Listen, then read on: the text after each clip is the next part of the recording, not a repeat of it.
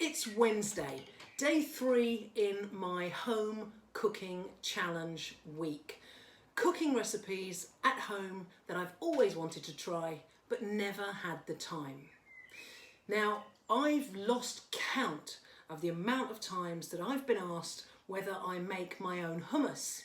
The answer has always been no, which is remarkable considering I went to university in the 1980s.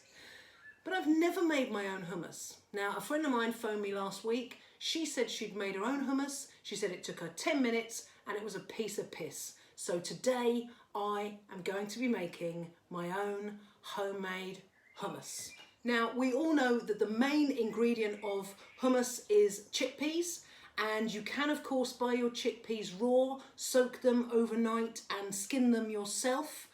I'm not entirely sure how long lockdown is going to last, so I've just bought a can of chickpeas and I'm going to start by just randomly scattering them all over the table and floor. Some of them I'm hoping are going to end up in this container here.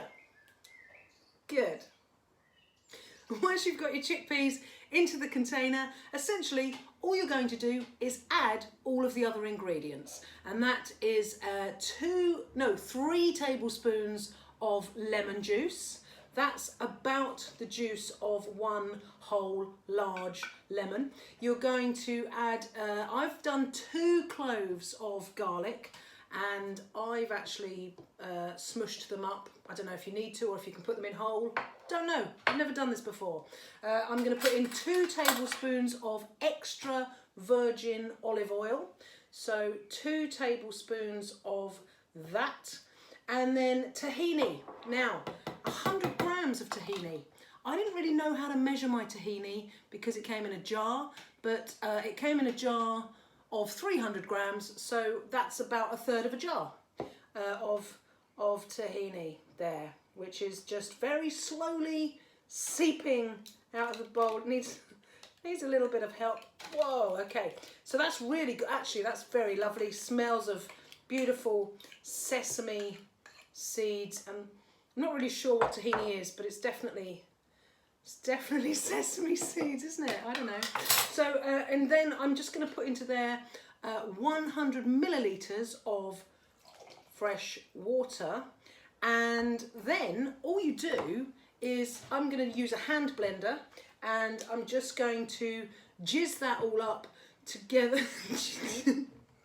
No. I know. Sorry, I am not going to jizz that all. Oh my goodness.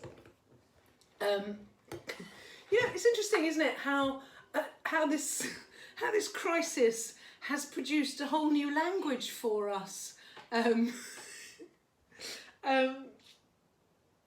a whole load of like lockdown lingo that has arisen from this situation that we found ourselves in. I think it sort of pandemic parlance, if you will. I mean, who would have said 6 months ago that you were going to go for a 2-metre walk? Everyone would be like, well, what's the point of that? There's no point. Elbow bumping, that became a little bit of a verb for a while, and the other day I heard somebody say she was going to go and doorstep somebody, which of course means standing at the end of somebody's path while they're on their doorstep and having a conversation. These are all sort of new verbs that have entered into our language during this strange time. They're COVID verbs, if you will, co-verbs. But I just want to make it very clear that jizzing food together is not a new verb. I'm not entirely sure what I meant to say. I think blitz, maybe. I want to blitz it, blend it, mix it. I'm not sure. What I'm going to do now is just put my blender in here, and I feel as if I should cover this somehow. I'm not entirely sure what's going to happen, but I'm just going to turn my hand blender on. So satisfying. This feels great. I think that might be it. Whoa.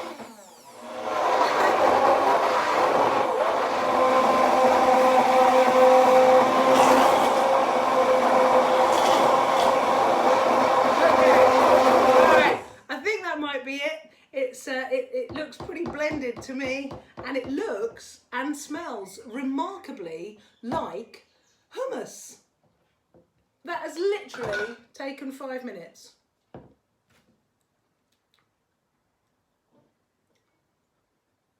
That's quite nice. I'm going to put a bit more, no, I'm not. I'm just going to peel a carrot and have a dip. So I've made hummus and it tastes like hummus. And I've eaten so much hummus in my life and never realised that it was this easy to make. And look, it looks like hummus and everything. I put a bit of paprika on there, a little olive. And I have to say, if I make it again, I will make it again because I'm never ever going to buy hummus ever again. I will probably put the water in bit by bit instead of all at once because it's a little bit watery, a little bit runny actually, but it's quite smooth, which is really nice. I was expecting it to be a little bit more coarse than this. And of course you can add anything to it now. We can go anywhere with this. So we could add bung in a red pepper and make it into red pepper hummus. I could put in some lentils, make it into lentil hummus. We can add more paprika, we could add cumin to it, bung olives in it, we could put an avocado in it. There's no end to what we can do now with this dish. I'm very excited to now be making my own hummus in less than 6 minutes.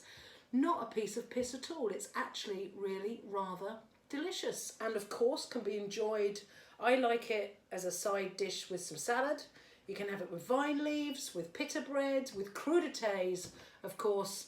I'm just going to go down the good, basic, old-fashioned route of dipping it with a bit of carrot. That's just delicious. It's hummus. I've made hummus. Tastes like hummus.